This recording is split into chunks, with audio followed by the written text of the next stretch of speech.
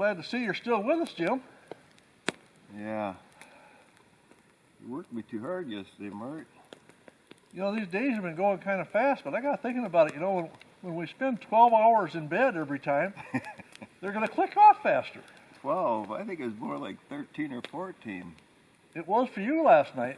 Man, you know, Mart, I would still be sleeping right now if I couldn't get coffee out of my mind. Well, that was a hard day yesterday. We worked our butts off. we got our eternal flame going here now for probably the duration until after the cabin build is finished up. I'm sure somebody will be taking on the job of keeping it going. Last year on our cabin build, we had Tom here. He was our fireman. Well, I should say, I think he's kind of a multiple personality. And Bud was here. Bud was taking care of keeping the fire going all the time. So I'm sure there will be somebody come along that will become our fireman. Yeah, Got enough. I got 10 trees cut down, diced up from the haul in. Yeah, you know, these fires out here are nice. I mean, especially in the morning like this, they're nice and warm.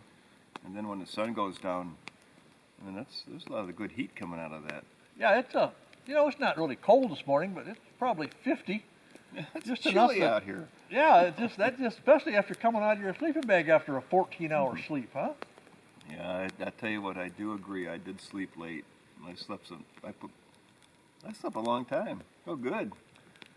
Well, I was just about thinking I should either check with him, see if he was alive, or what I was going to do was I was going to go over and fire up the chainsaw and lop up a few more of the dead trees over there. You know what, Mart? That wouldn't have bothered me a bit.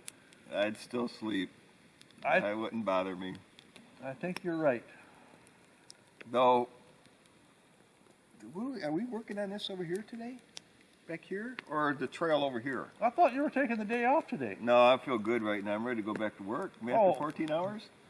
Last night he's sitting out here and he said, Marty, tomorrow morning, if I feel like I do right now, I'm sitting here all day and doing nothing. Yeah, I did say that. You did say that, yeah. Yeah, I did say that. I mean, he was tired. I feel good. What was it? The sun hadn't even set yet. About 7:15, he goes dragging off and he says, Marty, I can't stay awake. I'm going to bed. That is the truth. That is true. I mean, I was beat the beat. Well, some of it's your own fault. You know, we got to kind of hold out on how much we work. Now, over here, there's a spot that a lot of these balsam trees are dying, and a lot of them had fallen off on the east side of what I tried to keep open. And a couple of years ago, I just cried uncle and said, okay, the yard's going to be smaller. I'm not going to haul all that dead wood out of there. So, cabin partner Jim yesterday morning, he's like, oh, Marty, do we kind of clean this view up over here and kind of get this out of here? And I looked at him and I thought, well, if he's willing, I'll whack him up. So I got the chainsaw. That's where a lot of this wood came from. I know, and all this is just Jim's project. He wants to have a little bit clearer view off to the east. He wants to be able to see down in the dark recesses of the forest back in there. As though we don't have enough to look at. But that's a nice view sitting out here by the cabin, looking back there like that. I'm glad you brought it up because I wasn't going to say anything, but that's the trap we get into around here is that, oh, let's just do this. Let's just do that. And the next thing you know, you're dead tired because you've been playing too hard. Hey, I've got another good week and a half. So as long as I'm out here and we've got the cabin crew coming out, might as well get it done. Now, you've been here for a week, Jim, and now you're talking another week and a half. I've been here for 10 days. 10 days, right. Okay, but my point is, this is kind of stretching it out for you. Yes, it is. And the leash that wife Debbie has given you. I think it broke. Well, I've been thinking about this. The leash broke. You know, when I retired, I started taking these really long trips. And I believe that Jim's wife Debbie was one of the ones that when Jim was going to retire, he was told, now don't you be thinking you're going to be doing what Marty does. Yeah, she did say that. She did say that, but you're up here now for 3 weeks. Yeah. a good 2.5 to 3 weeks. Yes. Did she get mad at you, or what happened? I mean, she just wants a break? She's a good woman. Okay, well. You know, it's kind of funny, or not funny, but as long as Marty's up here, I'm fine.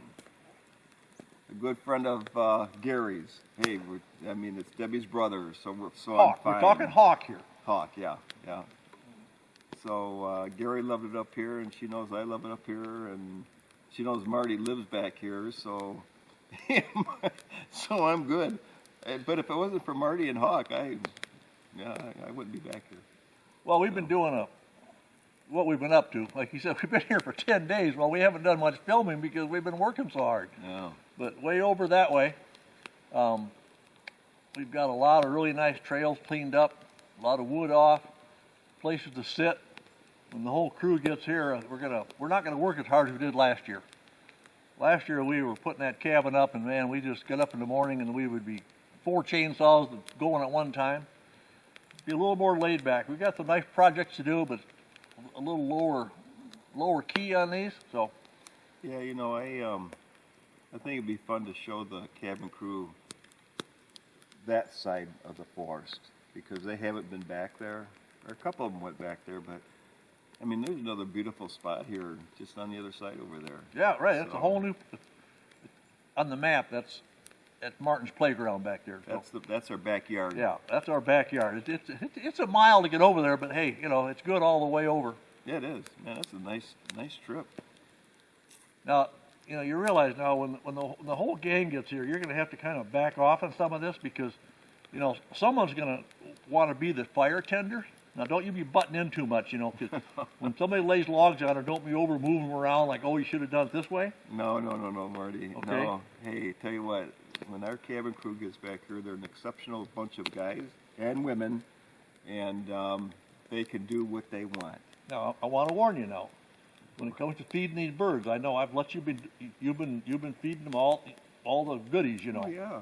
All right, but now when Jamie gets here, Jamie kind of gets a real good kick out of standing around and feeding these birds a lot. So I don't want you drawing the birds over to your special treats when Jamie's trying to get a photo op, okay? Yeah. Those birds, they're habit forming, man. There are some fun feathered. I think we call them our feathered friends. Well, it's a good thing that Jim has a digital camera. Otherwise, Kodak stock would be sky high because of all the pictures he's been taking back here of these birds. Oh, these neat birds. Yeah, there are some neat birds. Now, this morning, I got to show you here, the spruce grouse were out in their finest this morning. Were they really?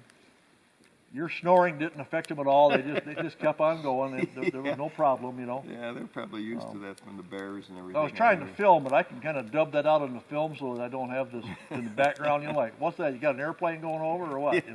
Jim's got his own chainsaw going. Yeah, right. No, he won't. I can take care of that issue. They did get a little nervous about that. When you got a really good snort going every once in a while. I bet they're trying to figure out what the heck is that over there. Yeah, they kind of cocked their head and like, what's going on? Yeah, those crazy birds. Jeez. Well, it didn't affect them too much because they keep coming back. And now, Jim, today, I think we got to just slow down a little bit, okay?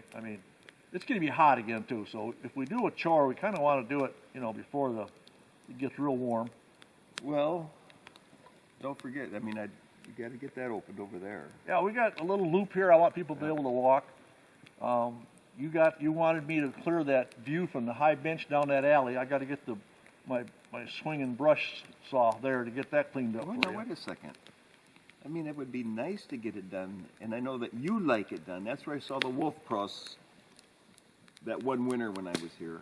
If it wasn't for you for opening up the first place, we would never know it was there.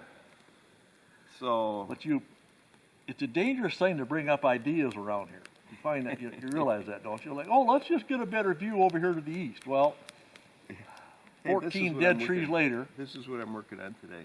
Okay. Our eastern view, and then our trail hookup over here, over to the main one. That sounds good.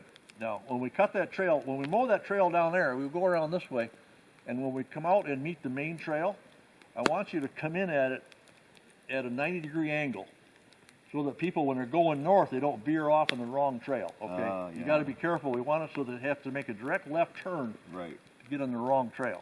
But even if you get on the wrong trail, they're going to end up over here.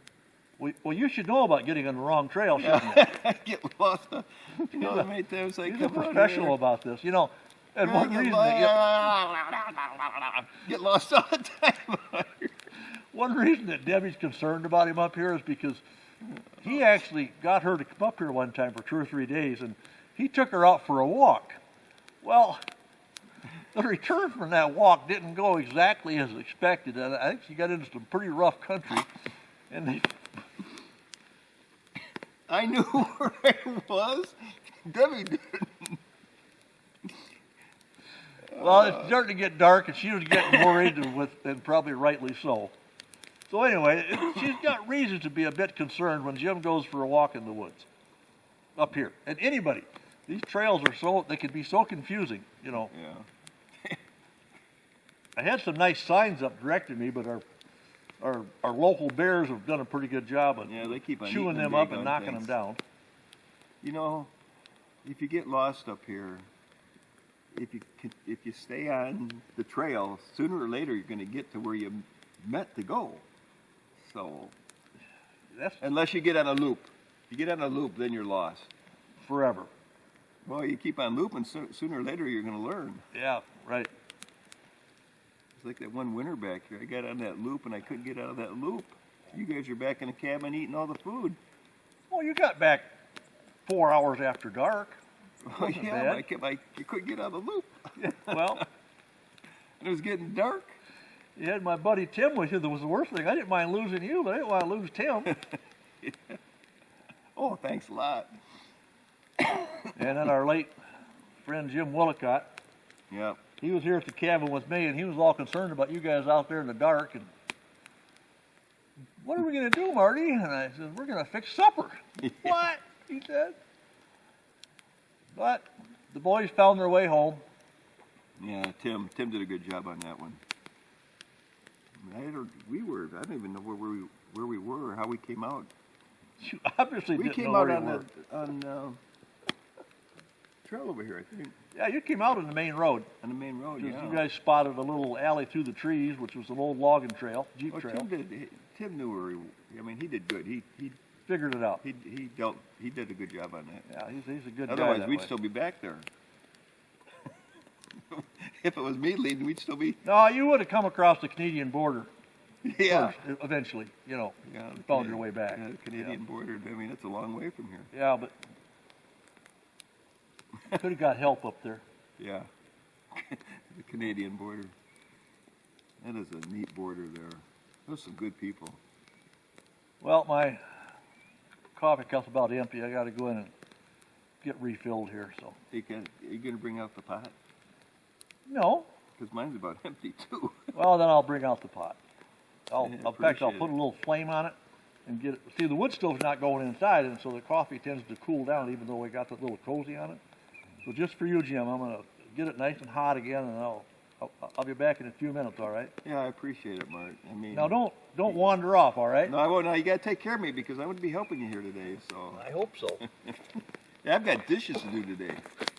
That's Man, putting you it should mildly. See, hey, you should see that place in there, man. They got dishes stacked. Well, we've had fish fries. We've had.